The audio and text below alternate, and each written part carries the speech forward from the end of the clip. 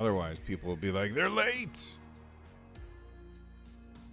And we're right on time. A wizard is never late, Frodo Baggins, nor is he early. They arrive precisely when they mean to.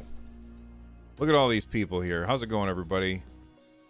It is a packed house, pre-starting. Appreciate you folks for coming out. Yeah, do us a favor and share the stream so other people will join us and talk about video games with us. What were you going to say? I interrupted you. I don't remember. I think I've been hanging out with you too much, Bill. I'm getting a goldfish memory. Oh no. Just like you. That's bad, dude. It is. What's bad? Hey. What's this voice in my ear? This is weird. That's yeah. What's this voice in my ear? That's you. Oh. Oh. Wow, I sound weird. Oh my gosh. So how's it going, everybody? Happy to be here. Happy to be streaming some Google Stadia news. That's what we're about to do. Are you ready, Lloyd? I am. I was born ready. This is a great week, dude. This is going to be such a good show. I can't wait to chat about all things cloud gaming. Yes, absolutely. Let's start by pushing a button, and I'm going to hit record. Hey, everybody. Welcome back to Stadiacast. I'm Bill. That's Lloyd. What's going on, Lloyd? Not much, man. I am so looking forward to this evening. I just got a new barbecue, so not gaming related, except the fact that I could be sitting outside grilling and gaming on my phone. I can't wait, dude. The weather is changing. It's becoming warmer. Spring is here. I feel so energized when the snow melts. Absolutely. We still have a little bit of snow in the backyard that hasn't quite melted, but our neighbor had piled it up throughout the winter. But soon that's going to go away. Now, you mentioned gaming on your phone. That's going to change a little bit very soon, I think, and we'll talk about that on the show. Before we actually get to the show, make sure that you are aware that we do record this show live every Sunday morning, 10 a.m. U.S. Eastern. However, probably won't have an episode next week. Next week is Easter, so we're probably going to be busy doing other stuff. So just keep that in mind, everybody. But every Sunday, U.S. Eastern, 10 a.m., we record this over at nerdnest.tv. If you are here with us live and you want to make absolutely sure that we see your comment, you can use the super chat feature here on YouTube, and we respond to each and every super chat at the end of the show. That also supports us. If you're looking for other ways to support the show, you can get shirts and merch and stuff like that. You can click the join button down below. And you know what? If you're not here with us live, you can just click on that applaud button as well. And you know what? If none of that stuff sounds appealing, but you're just watching the show, that helps too. So thank you very much. Lloyd, what have you been playing this week? Lots, man. It's been a really, really busy week in gaming across all platforms, but primarily on Stadia. Excuse me. The first game that I really want to chat about a lot is Terraria. That came to Stadia. It obviously had its share of drama getting here. We all know about the story and all that fun stuff, but the game's here. It plays really well on Stadia. In fact, the build of Terraria on Stadia is higher than the build on any other console platform. So this is like up to the PC level, which is fantastic. So it has some content that people on PlayStation and Xbox were complaining they don't have yet. I saw in the announcement, which made me kind of snicker a little bit. But the main way that I've been playing Terraria is I'm playing with my daughter. I picked up a copy of Terraria on Stadia for her on her Stadia account, and we get online and we run around. We spawn new worlds. We harvest gems and heart crystals and try to get all the really crazy, just I don't know, artifacts and weapons and machines and crazy stuff. I haven't played Terraria since kind of its first release. When it first came to iOS, I played it on my iPad, my old like iPad 2 or whatever it was. And I love the game, but I beat all the content that was in it.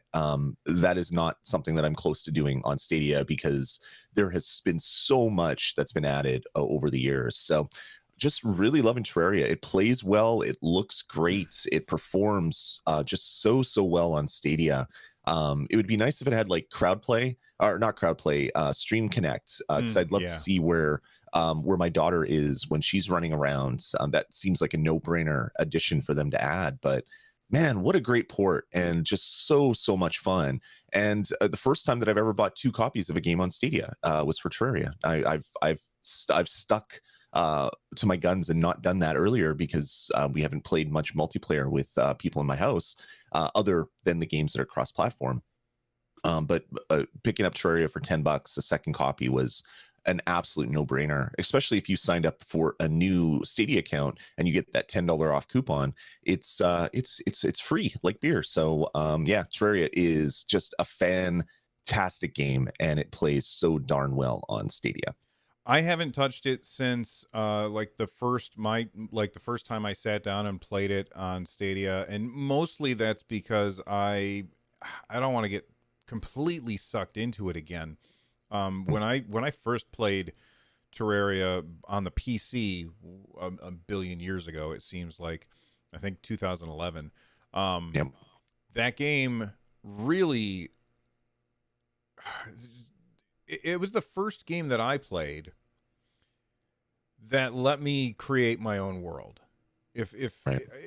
And that kind of blew my mind. And so I remember like looking up things on the internet, how to make like obsidian generators and things like that, how to summon this boss, the best way to make a elevator, all of that crazy stuff.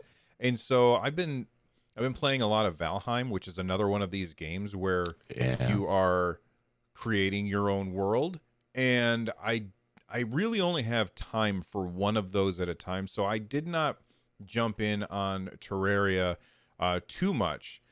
But hearing you talk about it makes me more excited to play it.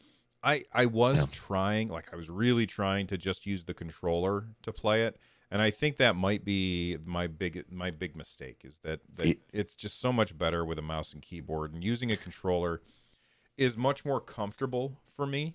But I guess if I'm gonna play Terraria, I'm gonna have to be sitting right here at my desk with a mouse and keyboard. I know I don't have to, but playing it with a controller is just, it's too hard. I can't remember how to do anything, and everything's so much easier with a mouse and keyboard.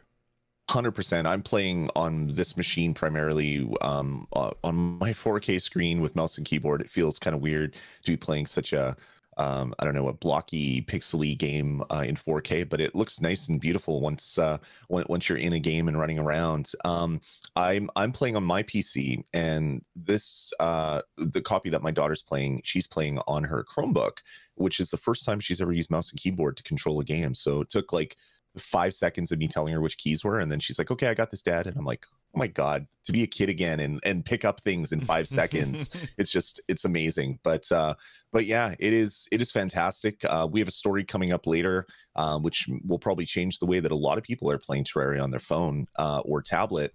But yeah, man, it is just an amazing game for $10. It's just such a no-brainer on Stadia. It plays so well. So instead of playing Terraria, I have been going all in on Dragon Quest XI-S. I have been having an absolute blast with that game. It is incredibly fun.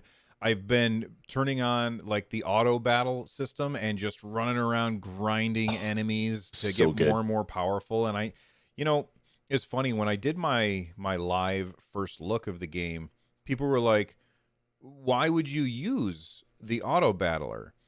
And, at the time I was like, I don't know why anybody would do that. It feels like it's playing it for you, but it really doesn't. Once you turn that on and you're just grinding up against low level mobs, basically what I do is I have my phone like I'm sitting over on the couch over there, and I got my phone sitting next to me, playing a podcast, and I'm sitting there just running around in a field, killing monsters.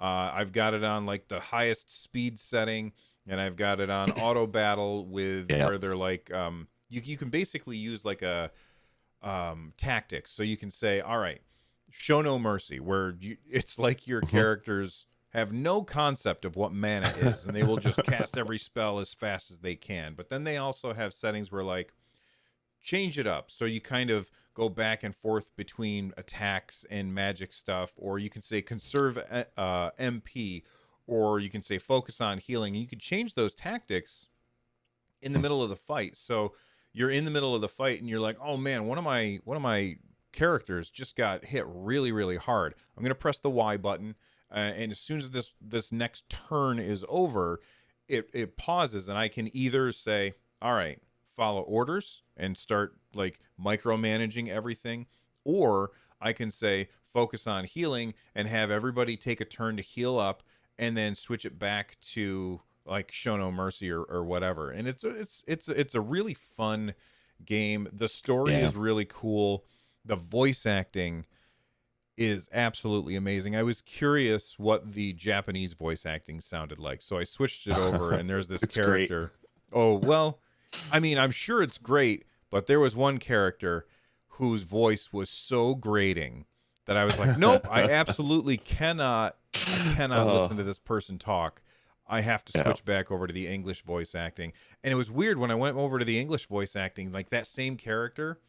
I don't know why I expected them to have like a similar sound, but they didn't. Like they sounded completely different. Like the Japanese voice was extremely high pitched, and all of the vowels were stretched out, and the the English voice actor was like, he was really gruff and talked like this. And I was like, wow, that's so weird.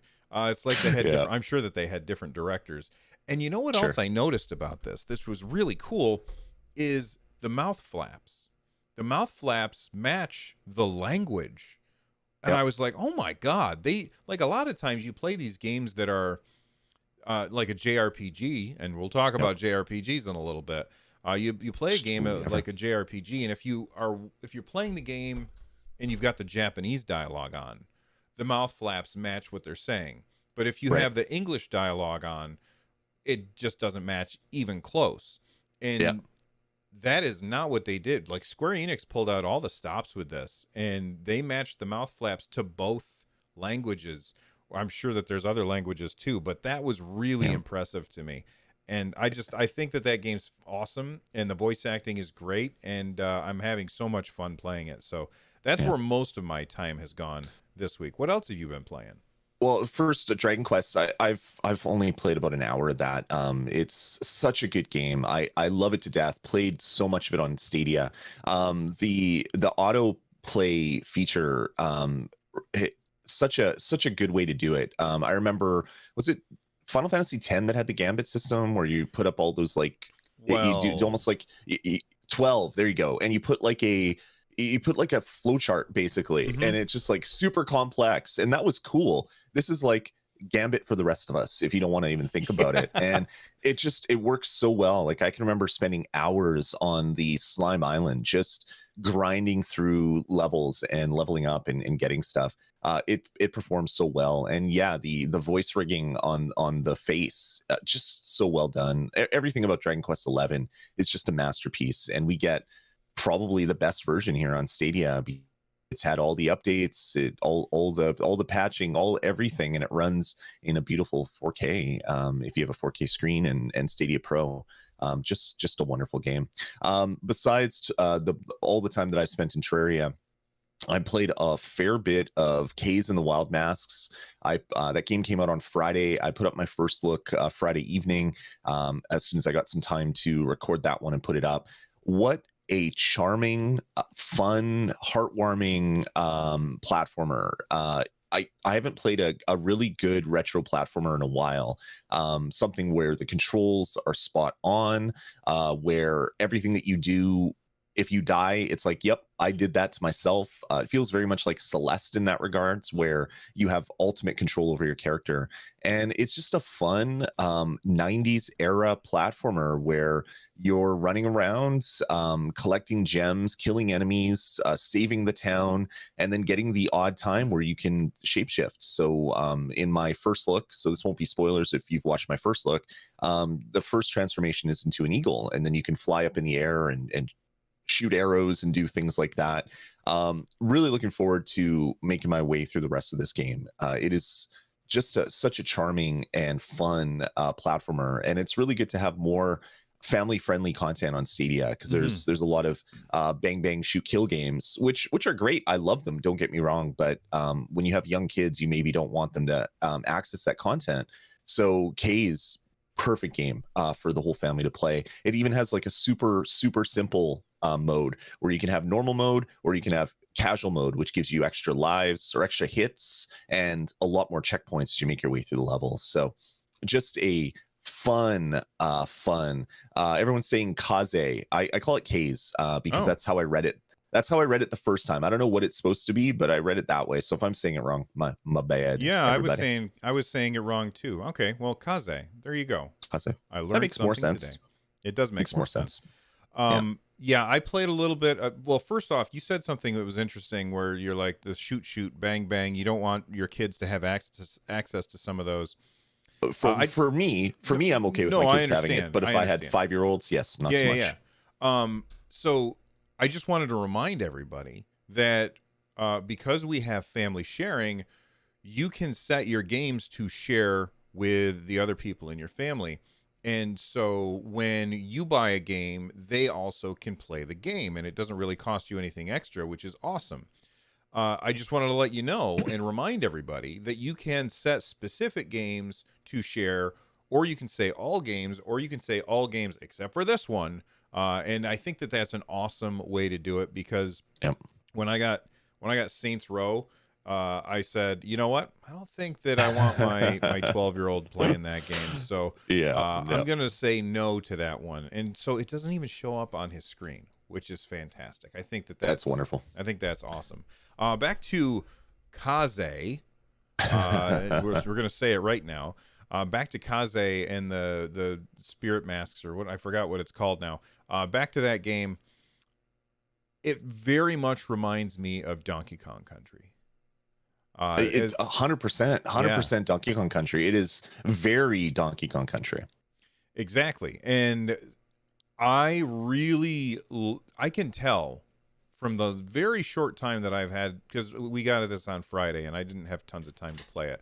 But I can tell from the very short time, thank you, that I've been playing this game, it's really good. But man, does it make me want to shatter my controller into a million pieces because I keep dying because I am terrible. And I don't feel like it's my, I don't feel like it's the game's fault. I feel like it's just my skill level isn't there. And I haven't tried there's a mode that you can go into where you can say, give me more checkpoints, give me more hearts, and I'm probably going to have to end up activating that just because I'm old and my reactions are slower. And this is just what happens when you get old, folks. All right, you get bad at games. All right, and I never was great at games, but I could usually, I could finish a side scroller pretty well. That was my jam, and it's not happening. I'm getting my tail kicked with Kaze and the Wild Masks, but I'm gonna have to try the lower difficulty. Are you playing on the regular difficulty, Lloyd? Yeah, I started my first look on the regular difficulty, and I'm continuing to play that way. It's really good, and like you said, it's very much it's like a Banjo-Kazooie collector, or Banjo-Kazooie wasn't a side-scrolling platformer, but it had lots of collecting things you have to do in each level. Same with Donkey Kong Country, same with a lot of platformers that have come since then. It reminds me of that just in tone and feel. Each level there, you have to get 100 gems to get the one big diamond at the end. There's 2 secret levels in each level. Each of them gives you half of a green gem, and then if you spell out Kaze, you get the 3rd gem. So there's a lot of replaying, but this game touches on pretty much every platformer. Like there's the jumping feels like Mario or Sonic. There's definitely some Donkey Kong Country in there. There's some Crash Bandicoot type actions and things in there. It reminds me of a Jazz Jackrabbit back on DOS PCs way back in the day. It's just it's like a love letter to 90s platformers, which is really great. Or platformers, not platformers. I don't know why I said it that way. That is weird. I thought it was a Canadian thing. No, never. It's a no one thing. It's just my brain is weird sometimes thing, I guess. But yeah, it is it's fun, and it's easier than a lot of people might want, but I like it because it's good for the whole family, except for Bill. Yeah, and I don't know if it's an easy or hard game. It's just frustrating when you get killed.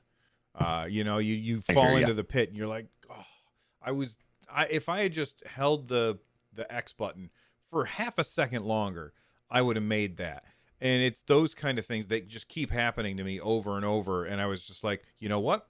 I'm going to put this down because I feel like I want to break something. And I'm Right. going to switch over and play more Dragon Quest because I can't screw that up, I guess. Anyway, that's what I've been playing this week as well. Yeah. So, but you've also been playing a little more Go ahead. I forget. Yeah, just one little note. One of my big complaints with WWE Battleground on Stadia is the fact that unlocking new characters is such a grind. Like you're doing daily missions to get like 1,000 gems. Most of the new characters take 5,000 gems. So to unlock a new character, you're either paying real money or you're waiting a couple days. If you can even do the daily challenges each day, it could be a week before you can unlock a new character. So 2K Games dropped a Ultimate Brawlers Pass into into the shops all across all the different platforms. And what it does is it's $10, and it unlocks 75 characters right away. So you don't have to think about it. You don't have to grind. If you just want to play an old school like Super Nintendo or sorry N64 era brawler wrestling game, dropping that extra $10 might be something that you're into. I really hate the fact that I had to pay money to get all the characters, but when I sit there and play with my kids, we don't want to say, okay, well, which characters do we want to play with, and then which ones can we actually play with from that collection. So yeah, it's a good little DLC package. I picked it up as a no-brainer for me, but I don't know, your mileage may vary out there. I just wanted to bring it to people's attention because I know that is been a huge complaint about people that want to play this game, but just the grind is just too much. An extra $10 will get rid of all that grind. I hate it, but I did it. How much? Excuse me. How much is the game without the DLC pack? It's regularly been on sale multiple times. I think it's a $40 title normally, but it's been on sale for $20 a few times and things like that. So yeah, it's not it's not like it's an $80 Canadian game and then they charge you $15 with exchange DLC pack to do this. It was a budget title with the DLC, so I'm okay with that. All right. Let's move on to the news. And man, there is some flipping news this week. Holy cow. Stadia posted a whole bunch of stuff this week, starting with Monday, which was a huge surprise. I was at work and I had a bunch of people started sending me DMs on Twitter. Look at this. And I was like, oh, I'm busy right now. I'll look later. But then I looked and I was like, oh my God, I can't believe it. And if you are unaware of what happened, well, we knew that it was going to happen, but we didn't know it was going to happen like this. Resident Evil 7, which you played that one, right? Yeah, I played VR. It 100% in VR, and I needed adult diapers when I played that game. It is so scary in VR, but yeah, I played the almost the entirety. There's a couple sections I couldn't do it. Yeah, so Resident Evil 7 is the Gold Edition is coming to Google Stadia on April 1st as a pro game, which that's a ridiculously good thing. But if that wasn't enough, Resident Evil 8 is also coming to Google Stadia day and date with the other platforms. And if you pre-order it, this is huge. They're redoing the Cyberpunk deal. If you pre-order it, or if you buy it before May 21st at midnight, while supplies last, you will get a free Stadia controller, Chromecast Ultra, so that you can play it on your TV. Lloyd is holding up a finger. Except for Canada. You got to be in the U.S. I'm sorry, everybody. You got to be in U.S., UK, Ireland, Netherlands, Belgium, France, Germany, Italy, Spain, Sweden, Denmark, Norway, Finland, Austria, Switzerland, but not Canada. How many controllers do you need, Lloyd? I need one more, actually. I need one more controller, and I've been holding off buying one, but I'm just gonna have to go and order one. But yeah, this is huge. And in fact, when the news dropped that Resident Evil Village was coming to Stadia day and date, which is Resident Evil 8, with the 8 tall, scary vampire lady that everybody had a internet crush on for a few days. And Bill's like, yeah, did you see the news? And I'm like, yeah, this is huge, but it's even better that 7 is going to be part of Pro. And he's like, what? Yeah. This is even better. So the news hit hard, and then it just kept getting better and better and better. This is going to be great for the platform. Everybody was wondering why, when Village was announced, there was no Stadia logo there, because there was the leak that Village was going to be on Stadia, and everyone's just like, see, Stadia is dead. All the old deals are crumbling, so we're not getting new games. We're not getting games that were promised. We're not getting all this stuff. The platform's dead. That doesn't appear to be the case. In fact, we got 3 days of news releases from Stadia instead of 1 this week, because there was just so much great stuff. Village being on Stadia day and date with a free Chromecast Ultra and a free controller is ridiculous. Cyberpunk performed poorly on every platform except for Stadia. That Stadia Premier Edition deal was huge. It brought tens of thousands or hundreds of thousands of people to the platform to play one game. If they keep doing this with say 2-3 huge AAA games a year for the next year or so, you're going to get so much of the so many of these easy access kits for people that just want to play on their TV out there into the market. And then people are going to learn, oh, I can play this on my phone. I can play this on my tablet. I can play this on my PC. I can play this on my Chromebook. I can tell my friends, hey, you should get in on this. It's just amazing marketing. And I can't wait to see the hype on launch day if the game doesn't perform well on other platforms because of huge downloads and other stuff like that. And honestly, you go back to that Cyberpunk deal. First off, that was the best thing that Stadia had done so far. Like they all of the many articles were posted that were like, Stadia is fantastic using Cyberpunk, and then all of that was overshadowed by the fact that they shut down SG&E. And everybody was like, "Oh man, Stadia's dead." But it's never been dead, because nothing ever really changed for us. We never had those first party games from Google. And so everybody felt like a lot of people felt like the rug was yanked out from under them. But now they're doing the same thing again.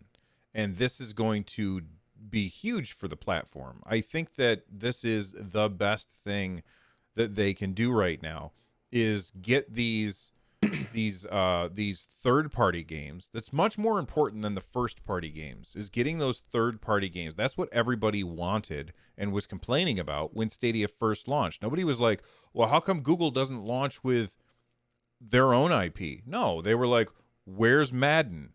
That's the thing that they were asking about, is where is this game? And, we're finally getting it. This is the first Capcom game on Stadia. And we're getting a free version, or free. We're getting Resident Evil 7 as part of Pro. We're getting a free controller if you live in the right place, along with your Resident Evil 8 purchase. This is just a really, really great deal, and I'm very happy that Google are doing this. Yeah, 100%. It is such a great deal just to get out there, and the fact that 7 is coming to Pro, that's going to give so many people a taste of a new modern Resident Evil game if they've maybe never played a Resident Evil game or haven't in a long time. That's great for the platform. Getting a game day and date, which is as easy to play as click buy, and 30 seconds later you're in it, is going to be good if there's another issue at launch.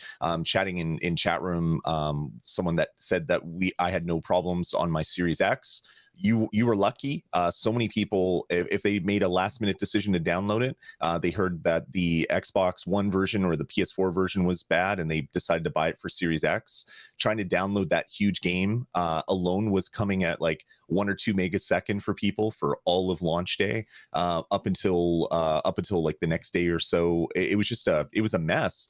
The game played well on that platform, but the downloads just weren't there. Stadia, you had none of that. You click play and you're playing the best version of the game right away. Not the best version entirety, but the best version. No waiting for downloads, day one patches, anything like that. You just click buy and play. You couldn't do that on any other platform, unless you had a preload and somehow got the day one update early before other people were gumming up all the servers. So this is gonna be huge for Stadia. It's gonna be another big PR explosion. Hey, you can play this game day and date. Click buy, you're playing instantly. You don't have to download. Those types of stories are what's going to bring more people to possibly choose Stadia instead of another platform just for convenience. Yeah, or in addition to other platforms. It's not a zero-sum game. You can play more than one thing. Lloyd has an Xbox, Andy plays Stadia, Andy plays Switch. I've got a Switch, a PC, and Stadia. Like, it's not a zero-sum game. It just makes a whole lot of sense to dabble a little bit everywhere. What are some other Capcom games that you'd like to see come to Stadia? For me, I would love to see Resident Evil 2 remake, as well as the other Resident Evil remake games. I'd like to see Monster Hunter Rise. I know that you don't care about Monster Hunter, but I'd like to see Monster Hunter Rise come to Google Stadia as well. What are some Capcom games that you'd like to see? I'd love to see Street Fighters, all the way from Street Fighter 2, the original release, all the Street Fighter 2 releases, Street Fighter 3, all the way up to Street Fighter 5. I'd love to see the whole Street Fighter collection on Stadia. Be able to jump in immediately and play an old game or a new game would be fantastic.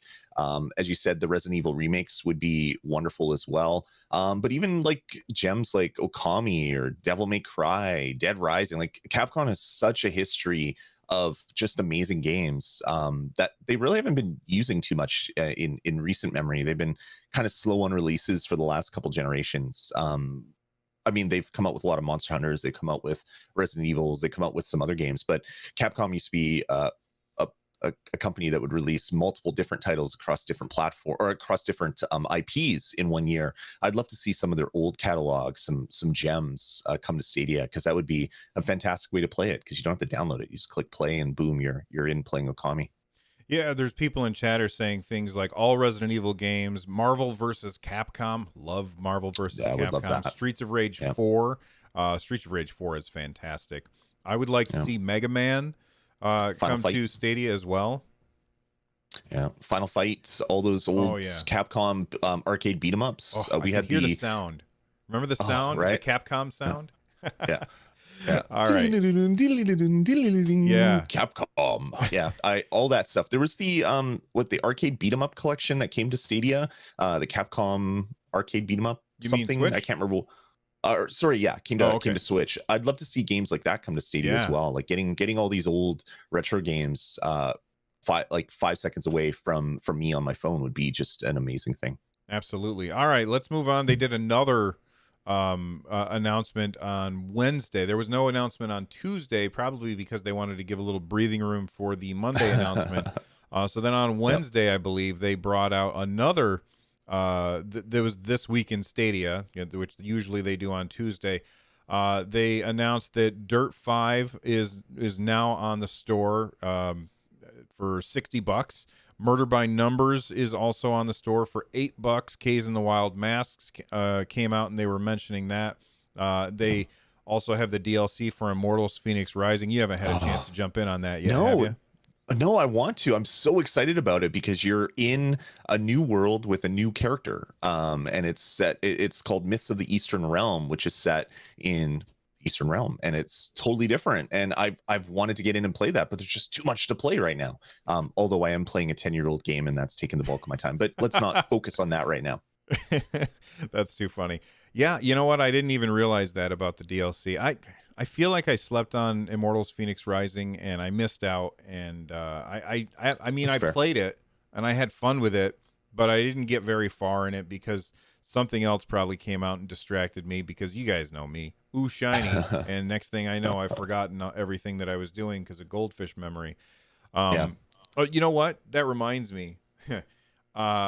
One more thing about Dragon Quest 11 that I love is when you turn it on, there's an old guy and he tells you what was happening. And I love that. I wish every game would do that, because I'll be playing a game and I'll turn it on. I'll be like, yeah, I don't remember anything.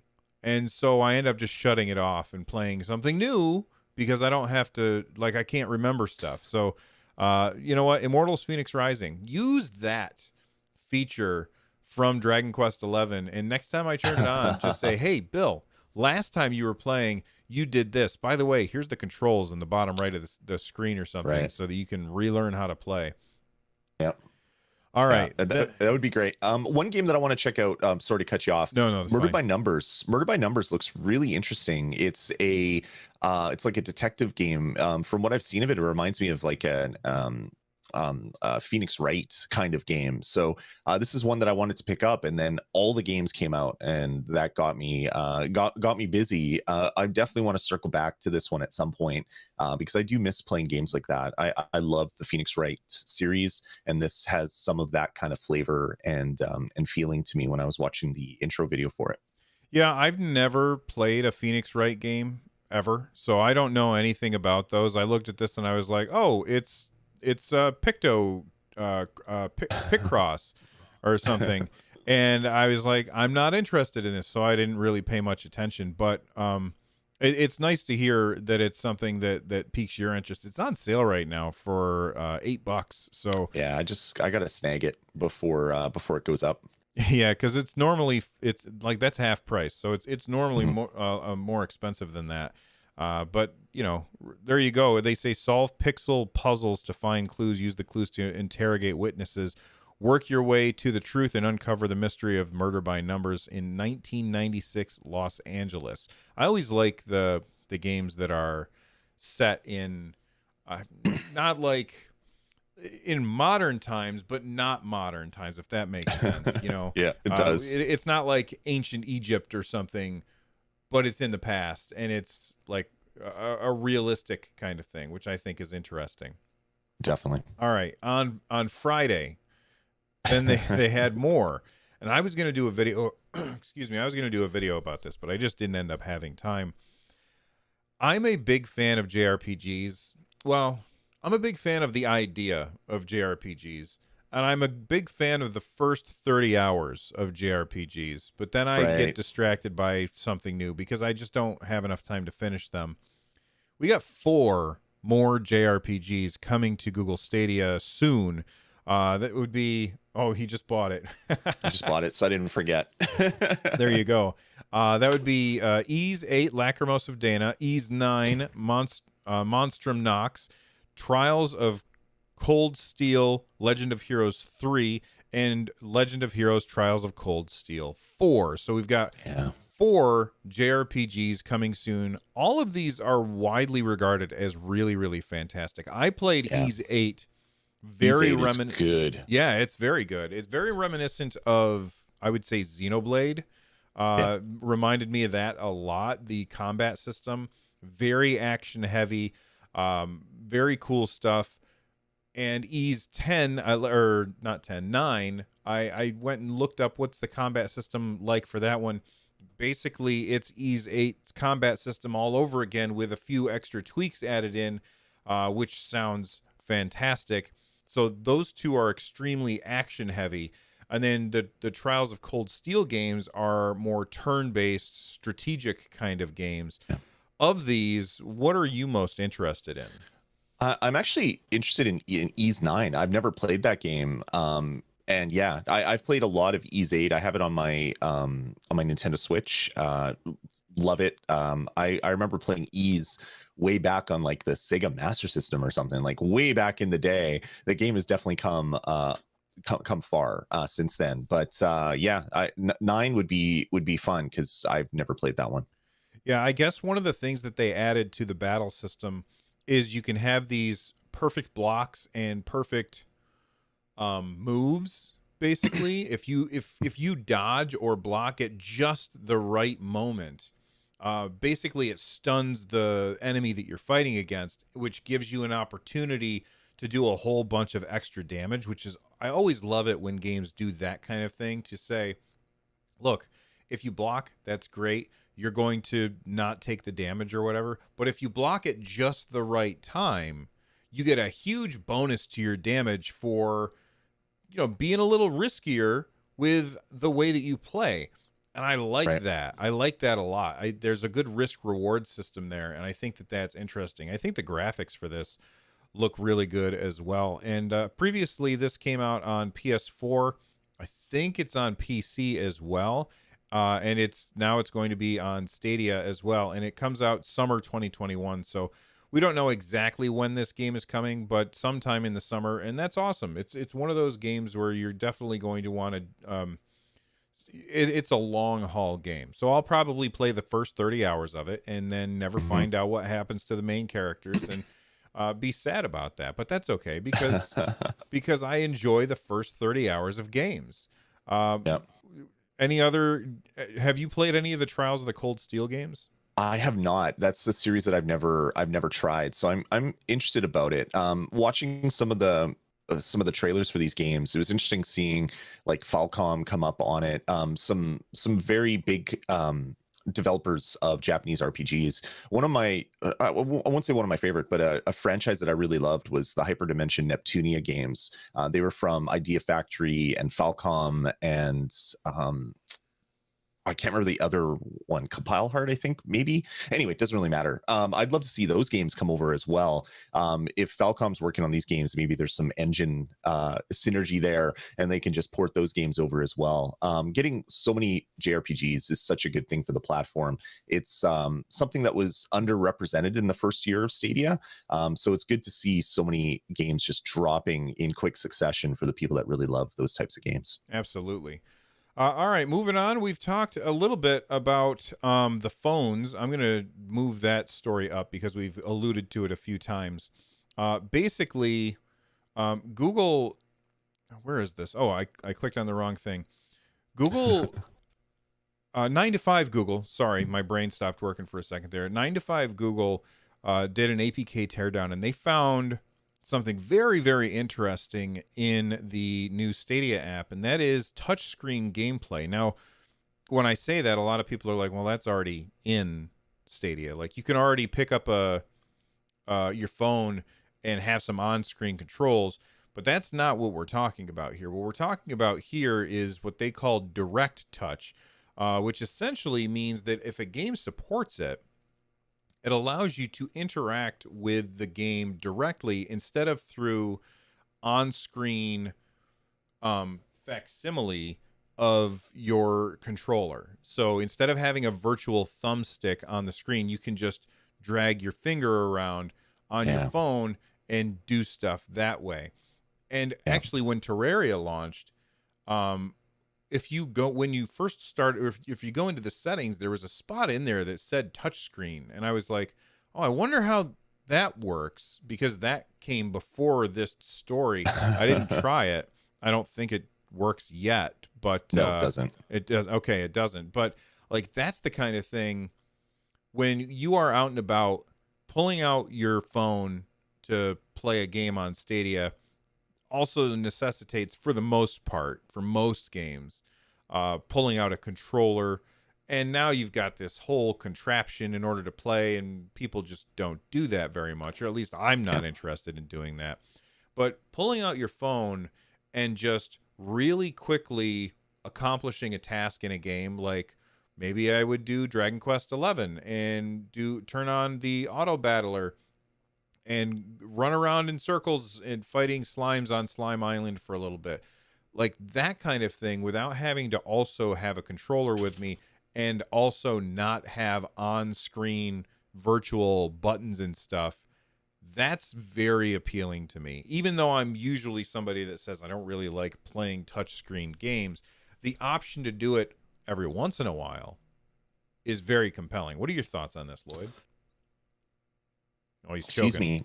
Yeah, the 1 second that I was coughing, I had to mute myself. Yeah, it totally makes sense. Like when Reigns launched on Stadia, I was like, this makes no sense. Like, why? You just want to swipe on it quickly. You don't want to have to do all this weird stuff. And then sure enough, this is the thing that's coming. So what this is going to enable is when you're playing a game on your phone or tablet, it's multi-touch, and it's directly taking your input from your device. So if you're moving your finger across the screen, they can track that. If you're pinching to zoom, if you're I don't know, if you're doing swipes, they can recognize that, just like if it was a native phone app or tablet app. That's going to be huge, and it's not going to be for every game. I'm sure. I'm sure every game will support just normal touchscreen stuff, but I can see some games where you're controlling with a controller, but you just want to select something really quick on your screen. You can just slide up and touch your screen. It's going to be huge for stuff like that. I can't wait. Terraria, I played the entirety of Terraria when it first launched on my tablet. If I could do that again, I'm going to play way more Terraria portably when I'm just I have 10 minutes to kill or whatever. Jump in, do some mining, jump out, and go about my business.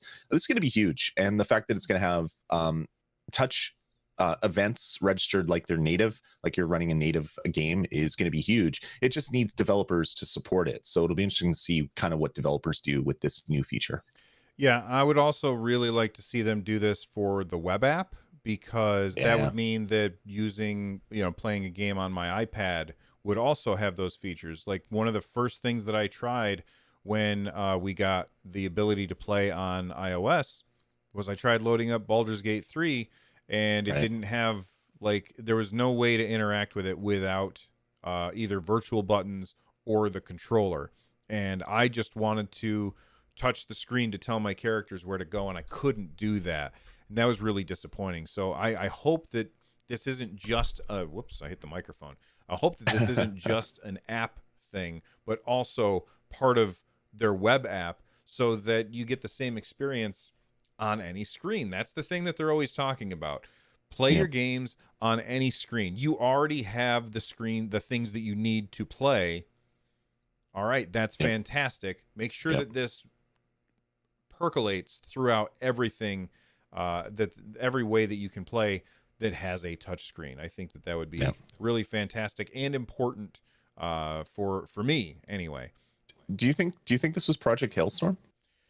No, because the like Project Hailstorm has that thing where they're like requesting Yeah, Hailstorm. requesting access, enable Project Hailstorm. I wonder if it was just kind of like the beta name for this touchscreen gameplay stuff. I I don't doubt think it, so. but every time something new comes up in the APK breakdowns, it's like, huh, was that Hailstorm? No, it wasn't Hailstorm. Well, how about this? Was this Hailstorm? No, it probably wasn't Hailstorm.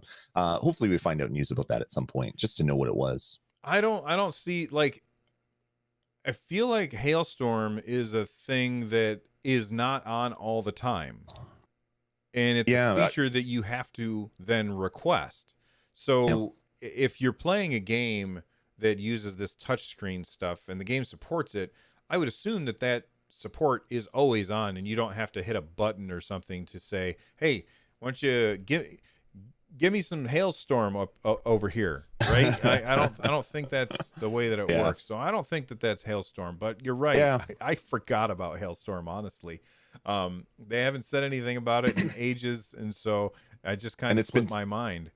it's even been taken out of the APKs. So either it's not coming, or it's been renamed, or they don't want people to know about it until it drops. So yeah, I don't know. I'm curious about that. But this is a big breakdown for a couple other reasons as well. Yeah. All right. Let's move on to wait. Other reasons as well. Are you talking? Yeah. Oh, what were the other reasons? Because I forgot and I closed it. Android TV app, Oh yeah, yeah, yeah.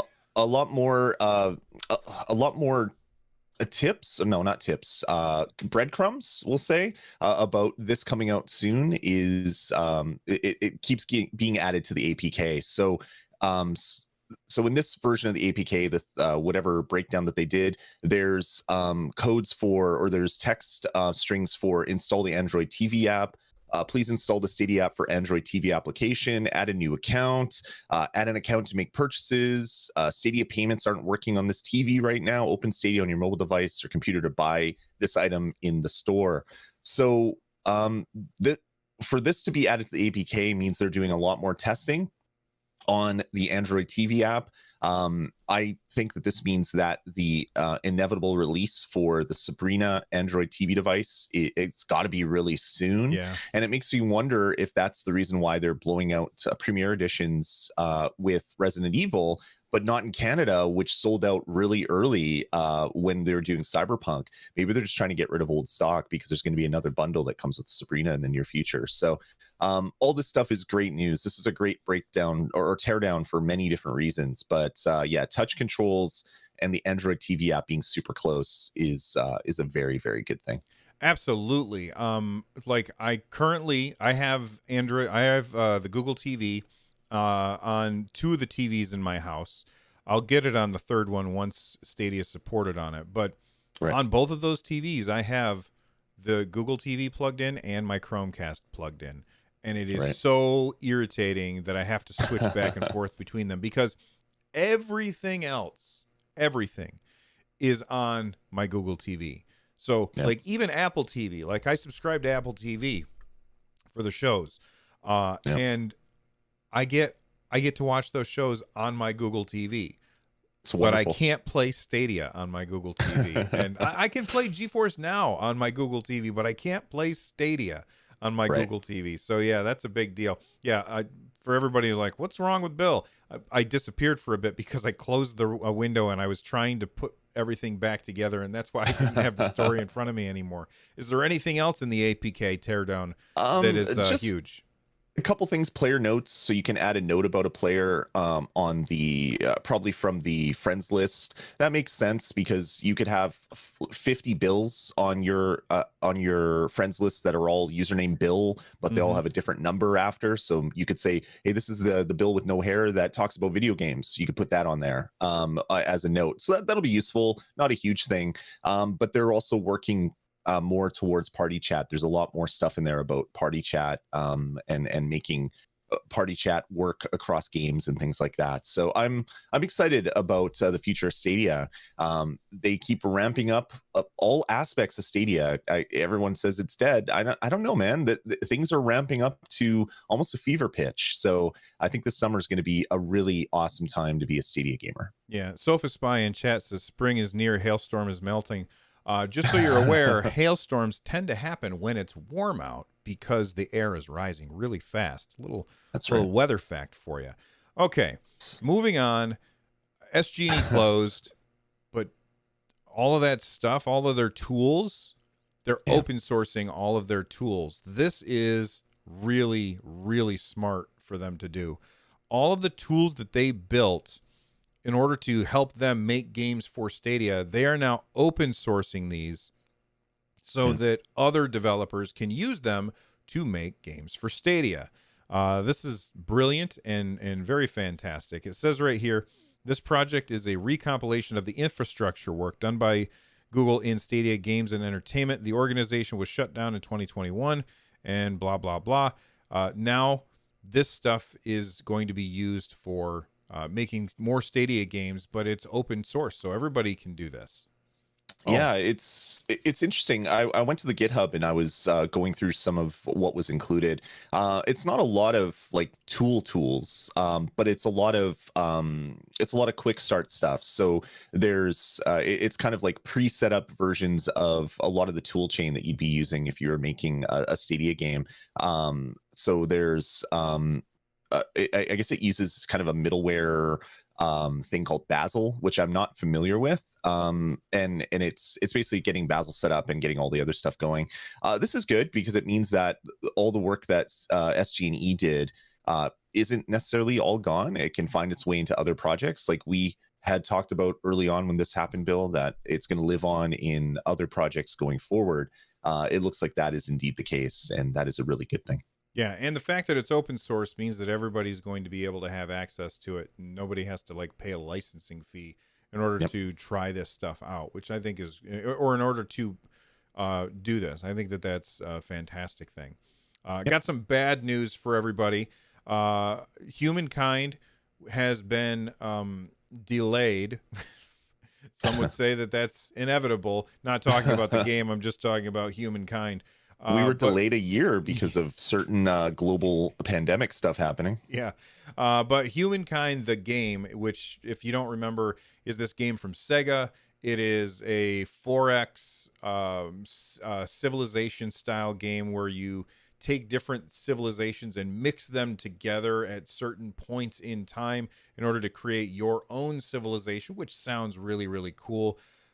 They had a demo during I think it was during the good stuff, right?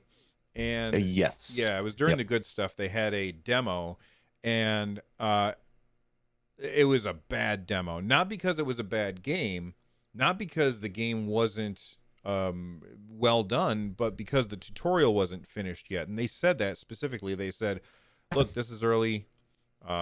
We don't have the tutorial done, and when you're playing a game like this, you need a tutorial."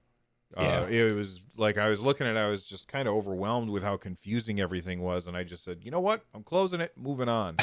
Um, Yeah. it's been delayed to August 2021. Honestly, I think that's too soon.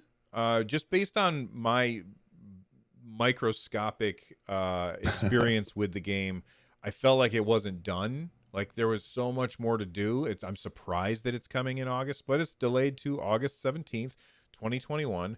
Are you excited about this game, Lloyd?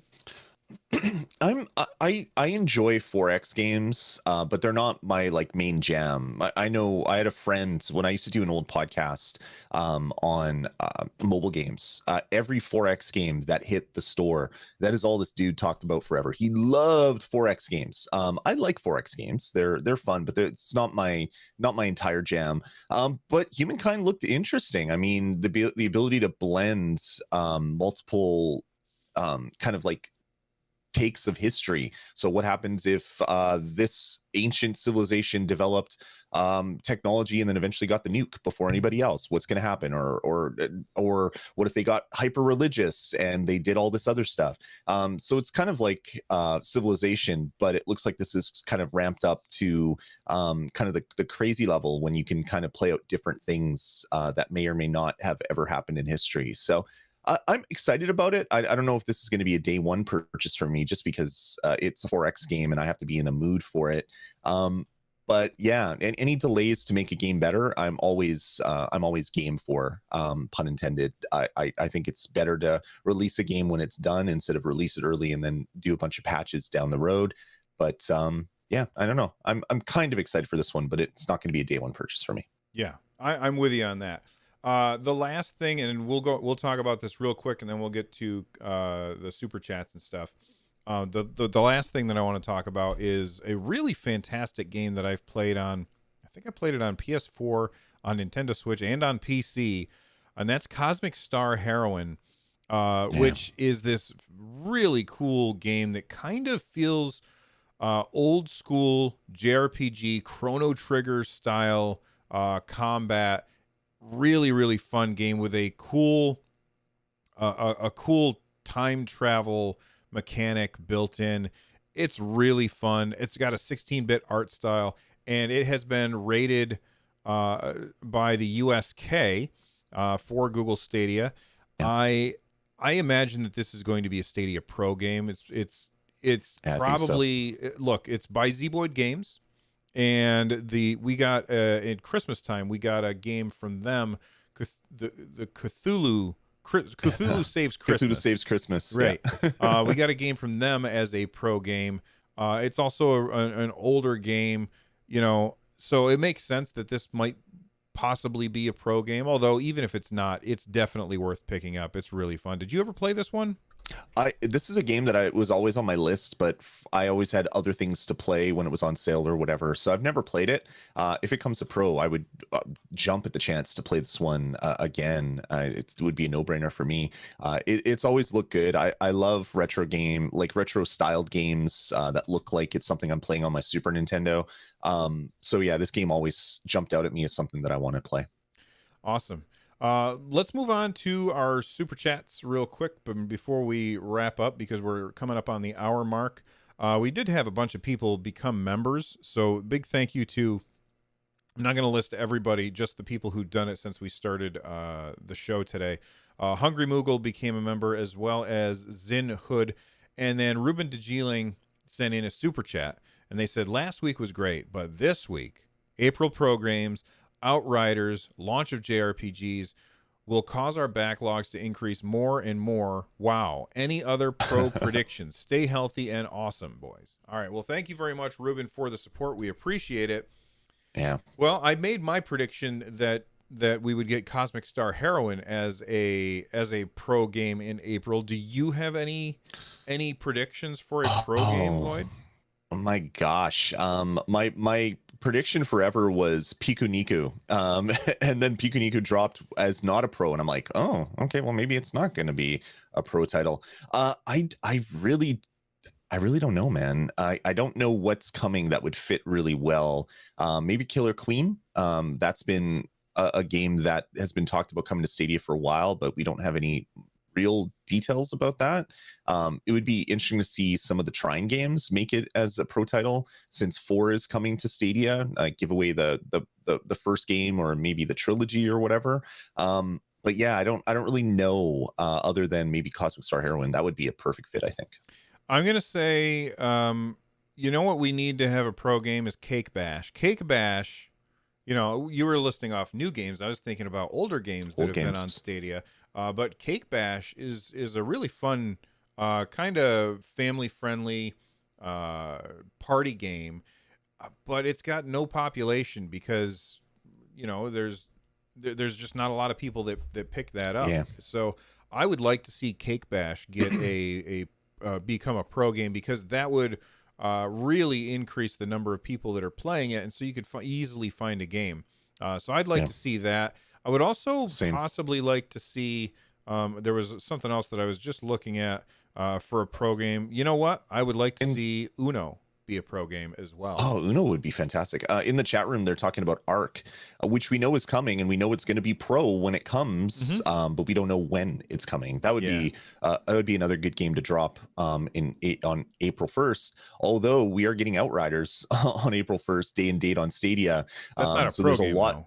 Not a pro game, but a lot of people are looking for another looter shooter. So that'll be there. So I wonder if we're going to get big games on April 1st, or if it's going to be smaller titles, just because of the AAA games that are coming in April. Or will we get any other pro games at all for April? I mean, it's perfectly fair to say, look, they're giving us Resident Evil 7. That is a big deal game.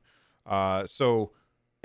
Gosh, you know what? Usually they announce those pro games already. Well, maybe on the 30th. So I bet you on Tuesday we'll find out what those other pro games are. We'll find out on the 30th, and look forward to a video from yours truly talking about those pro games when we find out about them. All right. Anything else that you want to talk about before we get out of here, man? I don't think so, man. I just gotta say, the community for the last month and a bit, there's been a lot of angst, a lot of fighting, a lot of that stuff. This week of Stadia news has kind of taken most of that away. It's been refreshing to chat with a lot of you find people that are hanging out with us in chat, or people that are listening to us, and not have the I don't know, the comment, oh, but there's only 5 players, or yeah, but Stadia's dead. Did you know they shut down their all development and they're turning off their servers? Like, all those comments that you'd get just having a normal conversation on Twitter seem to have stopped. I don't know. Stadia definitely ripped off the Band-Aid when they closed SG&E. They didn't do it slowly. They just ripped it off and announced it. And I still have a feeling that the Stadia as a platform is going to be better in the near term because of that. But we'll see how it kind of plays out, I guess. But man, I'm hyped again. I really am. And it's good to see so many of the community just celebrating the wins and not focusing on the little setbacks, as people have been doing so much in the past. Yeah, absolutely. All right. Well, that's it for this episode of Stadiacast. Thank you so much for hanging out with us, everybody. You are awesome. Thank you to the people who became members on our channel or did super chats. We appreciate that. And thank you very much to everybody who shares our content out on the internet someplace, like on Reddit or Twitter or Facebook, wherever it is that you're sharing stuff. Thank you very much. I had a couple of people say, "Hey, I saw your stuff on Facebook," and I said, "I don't have a Facebook, so I didn't know what they were talking about." But thank you very much for everybody for helping us out that way. Just so you know, we're coming up on the end of the month, and at the end of the month, you're no longer going to be able to buy our 10K shirt, which you can find. I'll throw that up in the live chat here in just a second. But you're no longer going to be able to get that at the end of the month because it's just like a quick celebration thing that's out there. So if that's something that you're interested in, then make sure that you pick it up before the 31st, because on the 31st I'm going to shut that down, and we'll look at putting up a new shirt, maybe with Stadia colors or something. I'm thinking about for the Nerd Nest logo. Anyway, thanks for listening, everybody. We'll see you next time. Bye-bye. Take it easy, everybody. Have a great week. All right, we saved. Awesome. Good show, man. Oh, that was a great one.